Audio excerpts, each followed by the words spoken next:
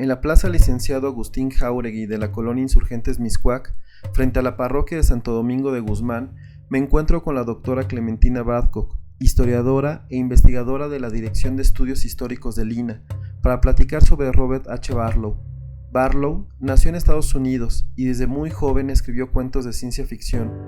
A los 13 años se carteó con H.P. Lovecraft, con el cual entabló una cercana relación hasta convertirse en su albacea literaria.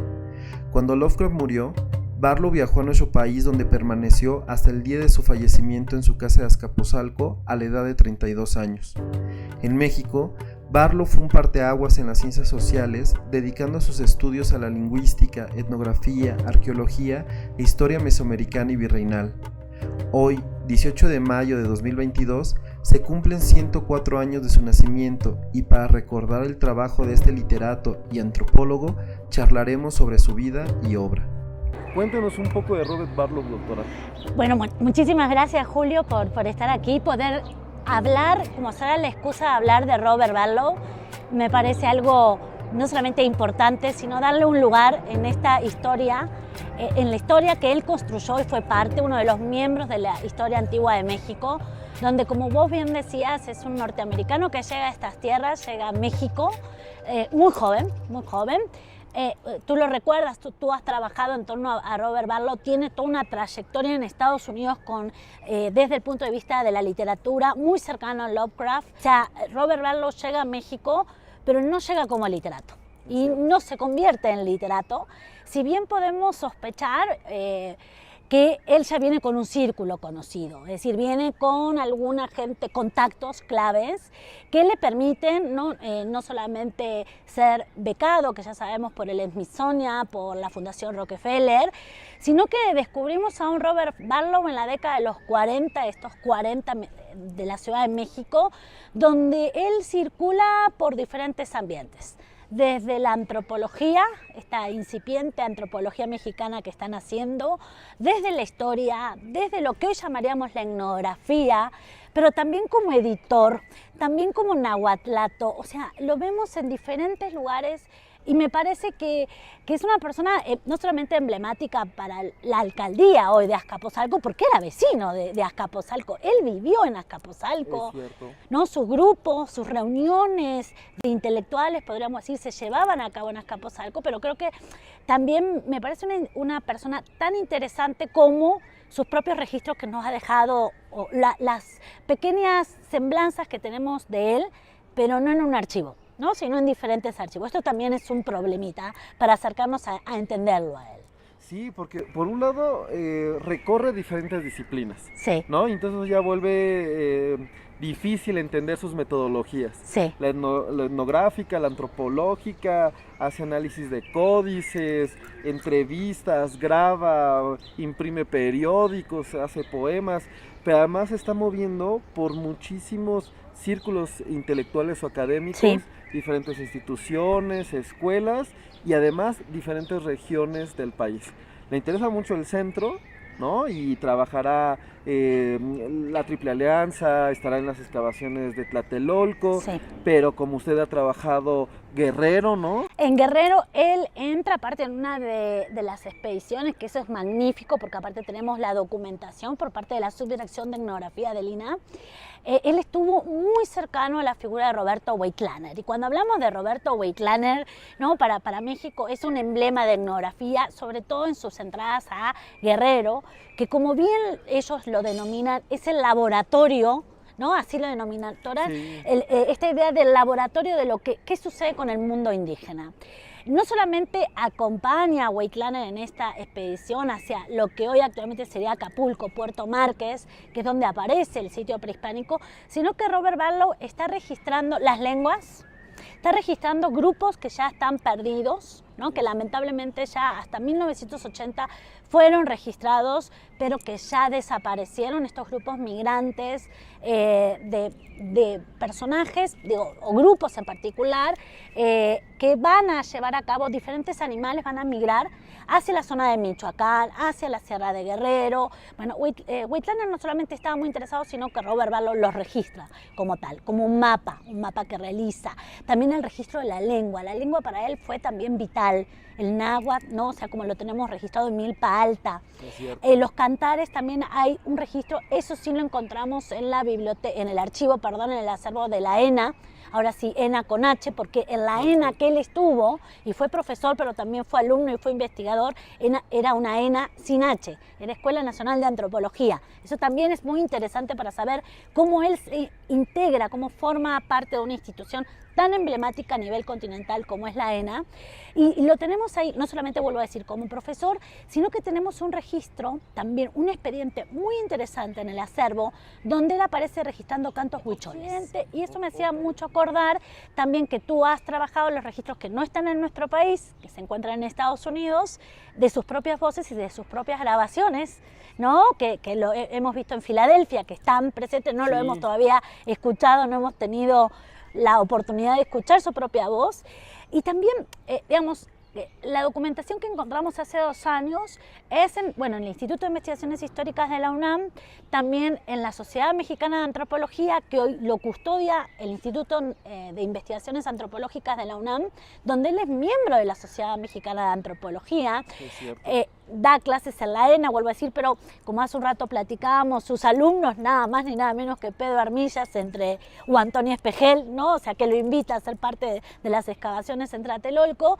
También ellos paralelamente son profesores. Entonces esto también es muy interesante para... De horizontalidad. Exacto, y para dibujar o tratar de entender qué pasa en los 40 en las instituciones educativas. Uno puede trabajar su obra, que es vastísima, alrededor de 100 artículos, un solo libro, ¿no? Sí. Pero con eso bastó para abrir camino de muchísimos temas, pero al mismo tiempo es el reflejo de cómo se están desarrollando las instituciones de antropología, de etnografía, de historia del país, y entonces nos permite revelar otros temas, además de cómo eran estas redes de trabajo, porque creo que es uno de sus grandes éxitos de Barlow.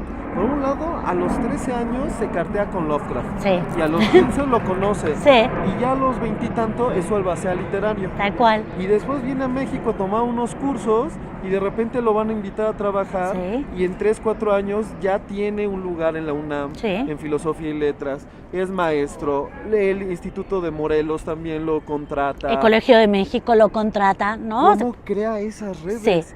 Que ahora nos parecen imposibles porque cada vez están más fragmentados, pues muchos proyectos, y que justo ahora, desde un par de años, la idea de otra vez conectar, ¿no? Oficios, instituciones, pues para crear productos como los que él hizo. Bueno, lo primero que, digamos, que te diría y que tendríamos que recordar es que las instituciones que estás hablando en ese momento histórico no están como están ubicadas hoy en la Ciudad de México. O sea, que tenemos Ciudad Universitaria, la ENA, digamos, al lado de Cuicuilco, sino que todo es lo que hoy se conoce como el perímetro A, ¿no? El centro histórico de la ciudad. Recordemos que la ENA funcionaba en calle Moneda, en lo que hoy conocemos como el Museo Nacional de Historias de Culturas del Mundo, ¿no? La facultad y la UNAM estaba a todos los alrededores. Entonces esto es muy interesante porque realmente lo que estamos hablando es que en 10 cuadras a la redonda de lo que hoy es el centro histórico de la Ciudad de México, es donde esta gente funcionaba, donde se encontraba, donde posiblemente tomaban café, donde había un intercambio. Pero a mí también siempre me parece emblemática la figura de él, pensarlo desde diferentes como lugares. Creo que los dos coincidimos en esto. Es que estamos ante una figura multifacética, ¿no? O sea, nunca se termina de alejar de la literatura del todo. Es cercano no solamente al ámbito o al circuito literario, sino a las pinturas, al artístico, a el náhuatl como una lengua que él realmente le está dando un posicionamiento con el registro, estos registros orales, el lugar que tienen las comunidades. Su trabajo con los documentos, con los códices, qué pasa con el códice Azcatitlán, ¿no? Su preocupación cuando él va a Francia, a París, ¿no? O sea, esta preocupación está como en diferentes niveles, pero a la vez está, y tenemos esa foto emblemática, ¿no? Todo el grupo con Antonieta Espejel en Tlatelolco, en las ruinas que hoy conocemos, en el sitio arqueológico de Tlatelolco. Lo encontramos como becario en la lista de los que van a ser favorecidos por becas internacionales. o sea, lo encontramos con, vuelvo a decir, con Roberto Weitlaner, lo encontramos Ignacio del Río, o sea, es decir, en un circuito muy interesante, que entonces pensarlo a Robert Ballow, bueno, y después vamos a hablar, si te parece, también como editor. Claro. Como responsable de publicaciones de revistas, ¿no? O sea... Y que deja ahí unos íconos que todavía siguen vivos. Que siguen vivos. Pero que en realidad pues sí es una de las muchísimas caras que ofrece, porque pensando en su trabajo en náhuatl, por un lado es estudiante del náhuatl, después es maestro del náhuatl, sí. Luego genera proyectos para la divulgación o el entendimiento del náhuatl, desde las fuentes históricas o desde las fuentes actuales. O sea, para él no existe esta división de estudiar el pasado o el presente. Para él es justo esta horizontalidad en la que se maneja institucionalmente o profesionalmente, también lo hace con las fuentes. O también, y esta es otra cosa que creo que trabajar con los archivos y empezar a cruzar los archivos y empezar a cruzar la información nos ha dado tanto sobre esta figura que yo diría que hace 10 años no teníamos tantos datos duros, ¿no? Con certezas en torno a por dónde transitar. Yo creo que hace 10 años, me animo a decir, Julio, si Barlow era importante, se lo parafraseaba, ¿no? Es decir, bueno, sí. Ya lo dijo Barlow en los textos, a partir del trabajo, la compilación, ¿no? Que hace Monjarás. Como una nota al pie. Como una nota al pie, ¿no? Esto ya lo propuso Barlow en tal publicación. Pero hoy tenemos más certezas a partir de, bueno, entrar al archivo, empezar a cruzar información, también la propia tecnología, ver qué hay en los acervos internacionales. Pero digo, también encontramos a un Barlow, y eso responde también a la época y justamente como en la década de los 40 se está construyendo toda esta línea etnográfica por parte de México, sí. También como encargado de elegir algunas piezas provenientes de guerreros como un Keshkemich que le está vendiendo, ¿no? A la futura subdirección de etnografía. Es decir, él aporta piezas que hoy están en el Museo Nacional de Antropología. Y esto también, no estoy diciendo que se hace negocio, no, tiene que ver con estas búsquedas de hay que conformar acervos, hay que preocuparse por mantener documentos, mantener la lengua, también objetos de las propias comunidades. Y esto me parece que hace de él, por eso yo decía, un personaje, lo digo con mucho respeto, multifacial, multifacético, porque es una persona que en 10 años cambió toda la perspectiva de los estudios del México antiguo, sí. ¿No? O sea, hizo un giro. A veces cuando uno se pone a releer textos, como vos bien decías, ¿no? El de la Triple Alianza, ¿no? 3 cuartillas, y sin embargo detectan, los corpus documentales están ahí, sobre el Imperio Tepaneca, ¿no? Los corpus documentales están ahí, o sea, textos breves pero que sin lugar a dudas son emblemáticos y que hay que volver a acercarse a él y darle lugar, digamos, a mí de cerca me ha tocado como toparme con su propuesta de la Crónica X, ¿no? O sea, es una locura, o sea, que de repente arroje una propuesta que hasta la época, hasta en este momento, la seguimos, sigue siendo pertinente, ¿no? Y así con mucha otra documentación. Recordemos que aparte el códice, digamos, para seguir hablando en torno a la preocupación de sus corpus documentales, el códice Azcatitlán, ¿no? Que no está en nuestro país, está en Francia, está en París, ¿no? La primera edición, ¿no? Y la primera interpretación e intento de ordenamiento lo hace Robert Ballow. Es suyo, que es una locura, porque uno pensaría que solo es un tema de archivo, pero es una reflexión gigantesca sobre cuál es el origen de esos materiales y cómo hay que presentarlos. Tal cual. Que en realidad es un cocazo para un montón de investigadores. Sí. Bueno, si encuentro 20, 40, 100 documentos, ¿qué hago con ellos? Que eso es lo que nos pasa un poco con Ballow. Sí. Y que ahora que me gustaba mucho esto que explicaba sobre el barrio universitario, donde tal vez él podía transitar en tantas instituciones, porque todas están juntas, irónicamente sus documentos están por todos lados. Está disperso. Eso también es interesante para pensar. Digamos, yo contaba esto porque hace unos años, bueno, el año pasado nos dejó el doctor Víctor Castillo Ferreras, ¿no? Y yo, como él fue alumno de la ENA y él estuvo cercano a preguntarme, ¿no? ¿Qué sabes de Ballow? ¿Qué sabes? Yo una vez le pregunto al doctor, le digo, doctor, ¿usted lo recuerda? Y él me dice que sí lo recordaba físicamente, que nunca fue su alumno, Pero en la época donde muchos estudiantes estaban en la Facultad de Filosofía y Letras, vuelvo a decir, del centro, Sí. o en la ENA, o sea, no era un personaje ajeno, era una persona importante que estaba en el círculo, ¿no? O sea, que no necesariamente sabemos, aparte que era una persona muy tímida, también esas cosas ya la podemos proponer, que es una persona muy tímida en la fotografía, lo vemos siempre también Retraído, muy retraído, quieto. ¿no? O sea, no tenemos tampoco muchas imágenes, no es una cierto. persona que no tenemos muchas imágenes de él, ¿no? Más vale son muy pocas, tu entrada migratoria, que te acordás que eso lo encontraste tú, ¿no? La cédula migratoria, cómo está entrando legalmente al país, y después tenemos 3 o 4 fotos, ¿no? No tenemos oficialmente más fotos de él. Para la cantidad que hizo, debería haber mucho registro. Y alguien tímido que se puede relacionar con todas las instituciones, con los grandes maestros, que sabe dar clases, es que sí es una paradoja él, ¿no? Él. A mí, por ejemplo, todavía me sigue dando, digamos, como curiosidad, cuando me topo con los expedientes en la ENA, ¿no? Los cuadernillos donde pasa la asistencia, quiénes son sus alumnos. Él daba náhuatl, daba historia de México antiguo. ¿De dónde aprendió? Claro.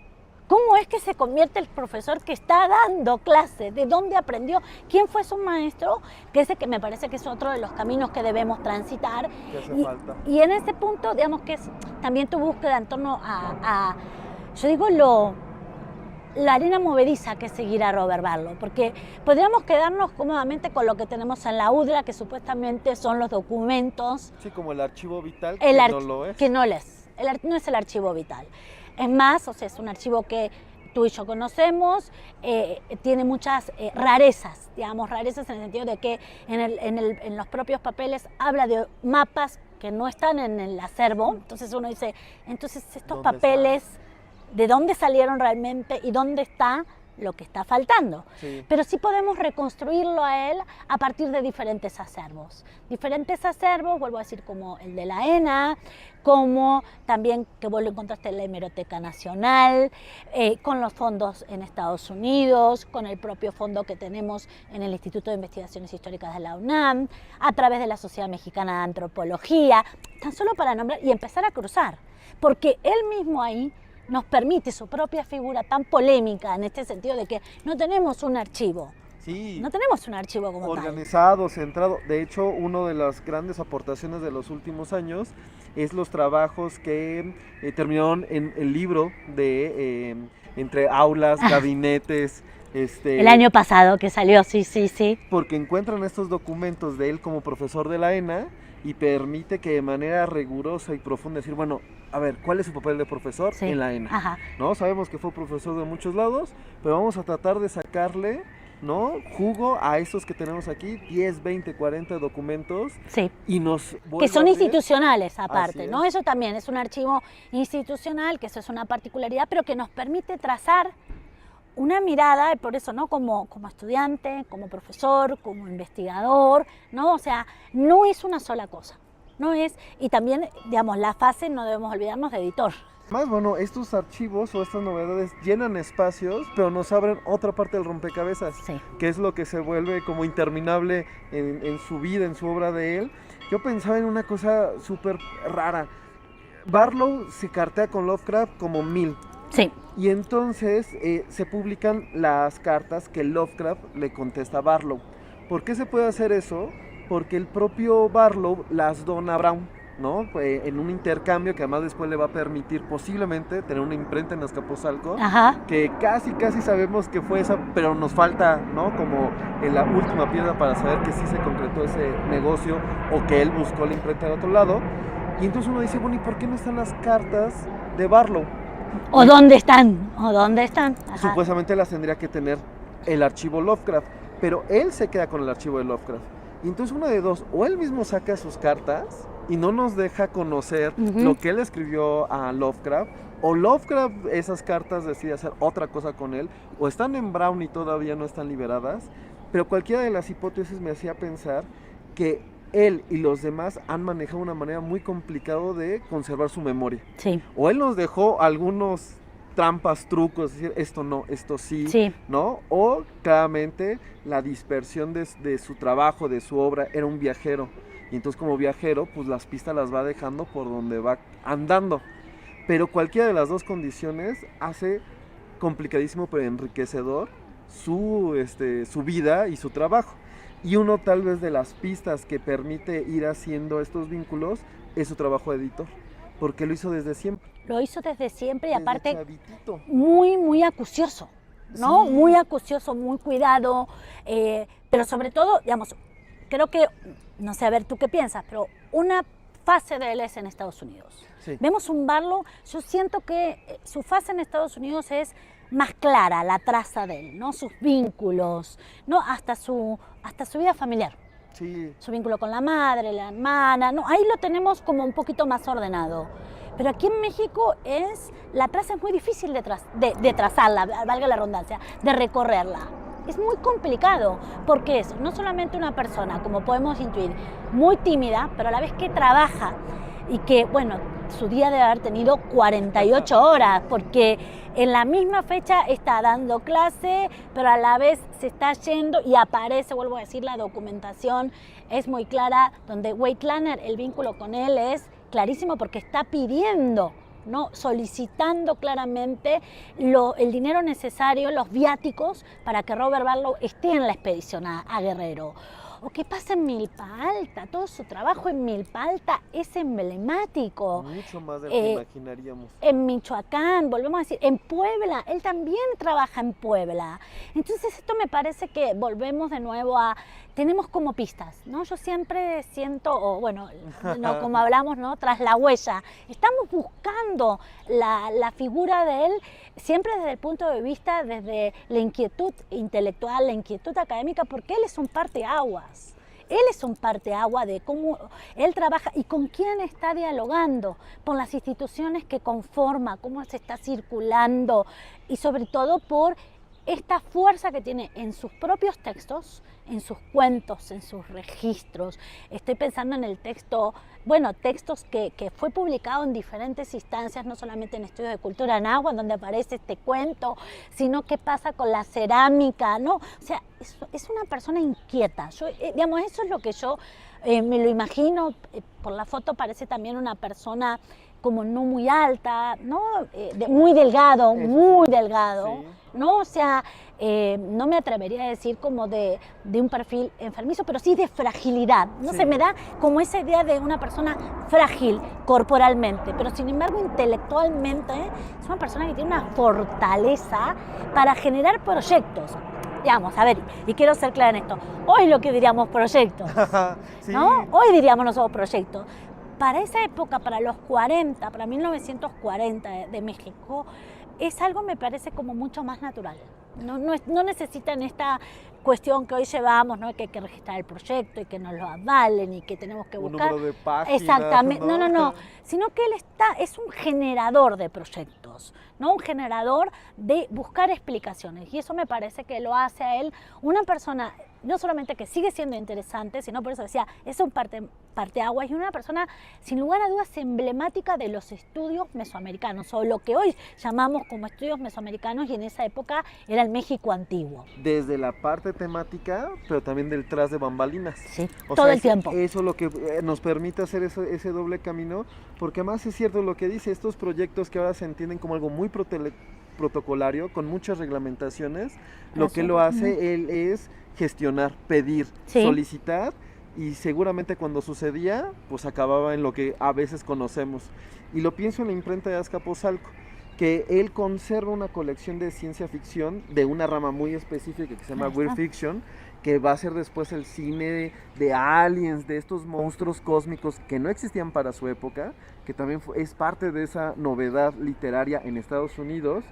Y después de haber entregado el archivo Lovecraft a Brown, todavía sigue negociando desde México algunos ejemplares en pro de una imprenta en náhuatl. Y entonces tenemos esa documentación donde les dice, bueno, yo quisiera, ¿no? Que ustedes me manden, y ellos contestan, no estamos seguros, está caro, ¿qué nos ofrece? Como, pues sí, como un negociador del tú a tú. Y eso, al final, se imprime desde Azcapotzalco, no sabemos si es la imprenta de Brown, ¿no? Es muy difícil porque no se corta la comunicación, que eso también nos hace Barlow. Nos deja y después silencios. Silencios, para que nosotros lo imaginemos, lo pensemos. Y hace 3 publicaciones dedicadas a la divulgación del náhuatl, ¿no? Unos manuales de estudio del náhuatl, va a imprimir su propio poemario, su último poemario, con la beca Guggenheim desde Azcapotzalco, y los números de la revista Tlalocan, la cual todavía sobrevive. Sí, sí, sí, y que es un emblema, ¿no? Él como fundador de Tlalocan, no solamente el empuje que le da Tlalocan, sino que es una revista que hasta el día de hoy existe y sigue generando publicaciones de interés. Digamos, qué bueno lo que decís de él. Me había olvidado de hablar de la beca Guggenheim, que él va a ser también beneficiado. Esto también me parece que es un punto interesante para pensar en torno a la figura de Barlow. Y me parece que hoy es un día muy especial porque aparte estar hablando de él hoy en el 2022 es increíble. Vuelvo a decir, no sé por qué durante décadas fue silenciada, digamos, silenciada o estuvo ausente en los estudios. No tuvo este reconocimiento que en los últimos tiempos hemos tratado muchos investigadores, estudiantes y gente que le interesa, ¿no? Y que está buscando cómo anularon la figura de Barlow, ¿no? O sea, y no digo por tan solo a partir de la publicación que saca la UDLA, sino que tenemos documentación como para poder constatar a partir también de la vida de sus otros contemporáneos, como vos mismo estás diciendo, ¿no? Sus otros contemporáneos hablan de él. Sí. Pero ¿por qué? Digamos, como la historia oficial de los investigadores en México antiguo, sí aparece Barlow, ¿no? O sea, pero como una figura menor. Bibliografía. Exacto, pero no como una figura tan fuerte. A mí me parece interesante también esto que vos estás marcando con lo de la beca Guggenheim, que yo dije, sabemos que tuvo la beca Rockefeller, de la Fundación Rockefeller, sabemos que tuvo la beca, la Guggenheim, o sea, tuvo una serie de becas que son muy interesantes, que responden también a la política de ese momento de los 40 de Estados Unidos hacia el continente. Eso también me parece interesante, que hace que también México se convierta, y cuando uno ve con quién está dialogando, en la internalización. Es decir, México era un eje internacional importante donde se generaba y se estaba buscando nuevas líneas de investigación. Sí. Me parece que esto también es algo importante porque él está en esto que, como vos bien lo decías, ¿no? La época dorada de la antropología mexicana, ¿no? Parafraseando las figuras de ya también desaparecido, lamentablemente, del doctor Jesús Monjarás, ¿no? O sea, sin lugar a dudas la década de 40 es maravillosa y él es parte de esa década, y él aparte convierte también a la ENA y en las instituciones mexicanas que está pasando, las trasciende en lo internacional. Y esto me parece que también es un ambiente no solamente de mexicanos, sino de norteamericanos, de alemanes, que está, porque no nos debemos olvidar, de Kirchhoff. Y además, ¿no? Pese a que está la guerra. Pese a que está la guerra, ¿no? Y que hay muchos caminos cerrados y ellos los están abriendo, porque además él irá en la posguerra a Francia, ¿no? A la Biblioteca Nacional a ver el Azcatitlán, y acaba de terminar la Segunda Guerra Mundial. Pareciera que no está pasando nada, está pasando todo. Y yo pensaba que frente a los estudios en México, los literarios eran más abundantes, porque hay muchos más. Pero es cierto que inclusive los propios americanos hablan de Barlow como un ausente.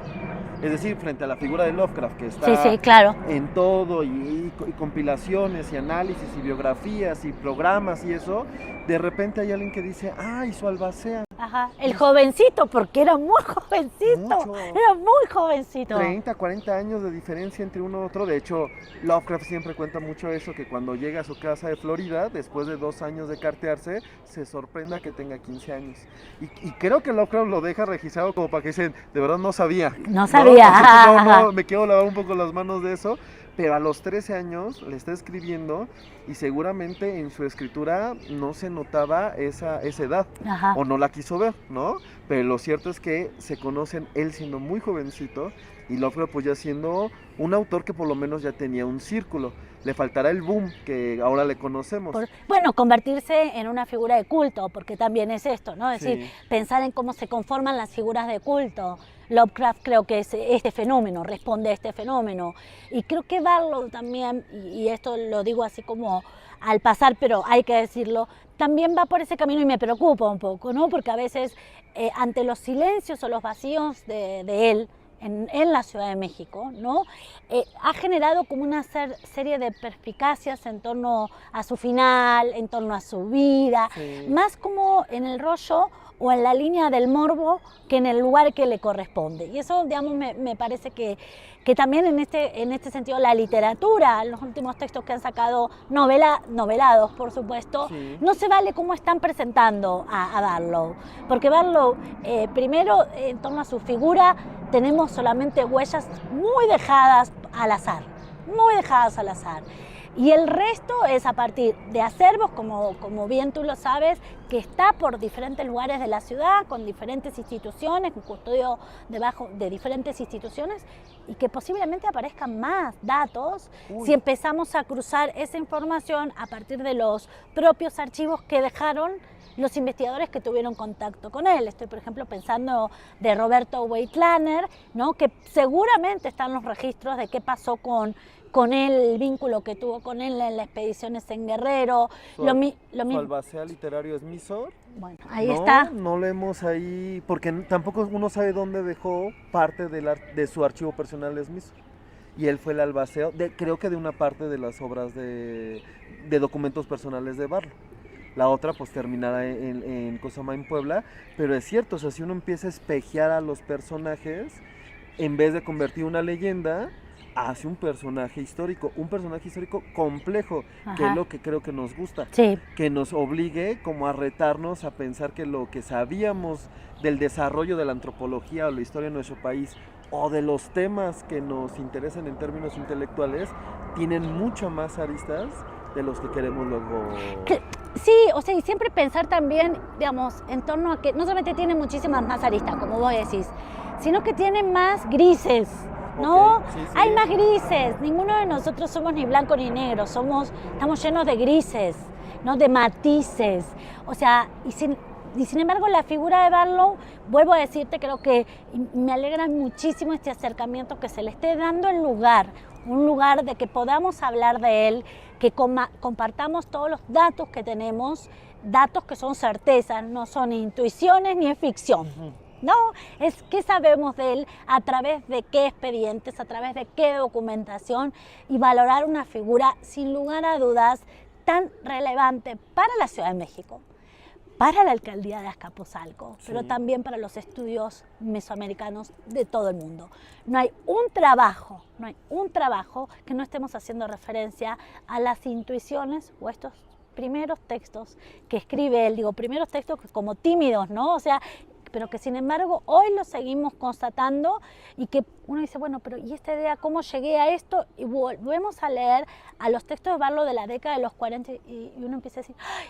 Pero si esto ya lo dijo, si él lo detectó, ¿no? Con el Códice Mendoza, con Mendocino, con el Azcatitlán, y así con una serie de documentación que uno dice, madre mía, este hombre ya lo hace, ¿cuántos? 70, 80 años, ya él estaba intuyendo. Y yo siempre me pregunto, ¿en qué momento? ¿En qué momento podía hacer todo esto? Porque, digamos, ¿en qué momento? Porque, a ver, si pensamos en esto de armar una expedición, esta idea de, ¿no? ¿Cómo se tenía que llevar a cabo una expedición hacia Guerrero?